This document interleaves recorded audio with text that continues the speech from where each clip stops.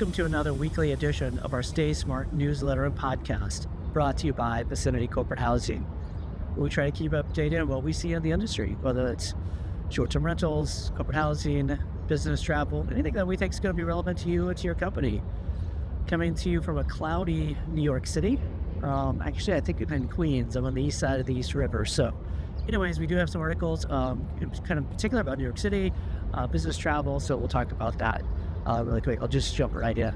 The first article is about JetBlue and their JetBlue's changing some of the routes. In particular, what's important to me is JetBlue Airlines, starting on June 13th, is going to cease operations out of Kansas City.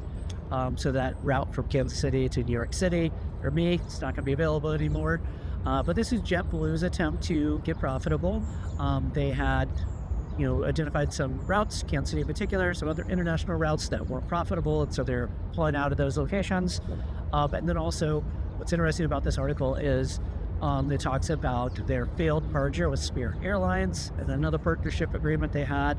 And the Justice Department did that because they said Spirit and JetBlue would decrease competition under that merger, increase pricing to consumers. But I see it as, what happens here in this scenario is that there's not going to be as many flights to New York City, so prices are probably going to go up for me from Kansas City to New York City. So an interesting article about JetBlue changing some of their routes. And then the next article is another article about mergers and acquisitions. American Express Global Business Travel announced their acquisition or merger attempt of CWT, two big players in the business travel, two of the biggest travel agents in the global business travel arena. And, Amex is wanting to acquire CWT's 4,000 clients. Obviously, they're going to increase efficiency. They talk a lot about technology and AI, and that's why they're doing this. But it is interesting in business travel because these are two of the biggest players. It's going to create one massive business travel agency. So it'll be interesting to see. Obviously, the Justice Department will have to take a look at it, but big news in the business travel industry.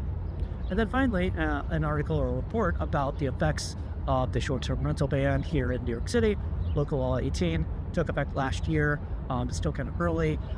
What are the effects of that? And so the report talks about not a lot so far. One of the reasons why they had done this was because the rents were so high in New York City. They thought by doing this would increase stock into the apartment industry, more long-term rentals available. Rents are still up in New York City.